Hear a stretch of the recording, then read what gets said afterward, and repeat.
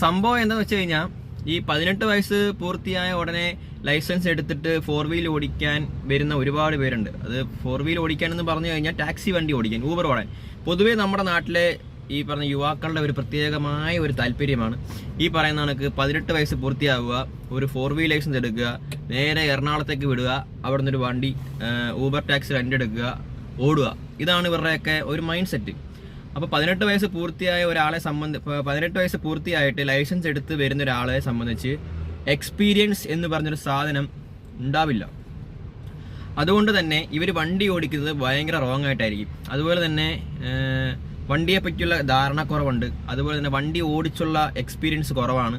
അങ്ങനെ പല പല കാരണങ്ങൾ കൊണ്ട് ഈ നമ്മളിപ്പോൾ ഒരു ട്രിപ്പ് എടുത്ത് പോകുന്ന സമയത്ത് തന്നെ നമുക്കത് കൃത്യമായിട്ട് മനസ്സിലാവും.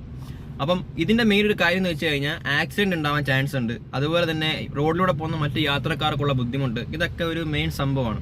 അപ്പം ഞാൻ ഈ ഇൻസിഡന്റിലേക്ക് വരാനുള്ള മെയിൻ കാര്യം എന്ന് വെച്ചാൽ, എന്നെ ഇത് വിളിച്ചു പറഞ്ഞത് നമ്മുടെ ഒരു സുഹൃത്ത് തന്നെയാണ്. പുള്ളി എറണാകുളത്തുള്ളതാണ്.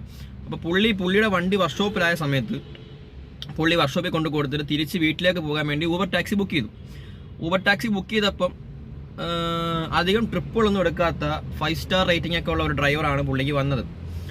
ഇപ്പം നമ്മളൊരു ഊബർ ഡ്രൈവർ ആകുമ്പോൾ നമുക്ക് ഈ ഊബർ മേഖലയിൽ നിൽക്കുന്നതുകൊണ്ട് തന്നെ നമുക്ക് ഈ ഡ്രൈവറുടെ പ്രൊഫൈലും മറ്റു കാര്യങ്ങളും കാണുമ്പോൾ നമുക്ക് കൃത്യമായിട്ട് മനസ്സിലാവും. അപ്പോൾ അതുപോലെ തന്നെ പുള്ളിക്കും അത് മനസ്സിലായി. പുള്ളി വണ്ടി കയറി OTP നമ്പർ അടിച്ചു, വണ്ടി പോയി.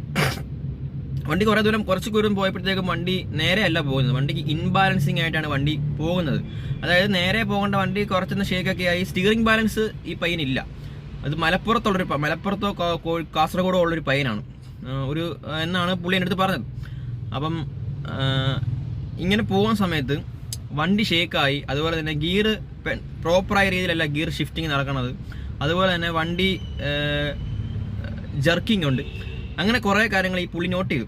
അപ്പം ഇതെല്ലാം ഈ വണ്ടി പോകുന്നത് തന്നെ കണ്ടപ്പോൾ തന്നെ പുള്ളിക്ക് കാര്യം മനസ്സിലായി, ഇവൻ വണ്ടി കൃത്യമായിട്ട് ഓടിക്കാൻ അറിയത്തില്ല, പുതിയ അക്കൗണ്ടുകാരനാണ്. അപ്പോൾ പുള്ളി ഡയറക്റ്റ് ചോദിച്ചു, നിനക്ക് എത്ര വയസ്സായി?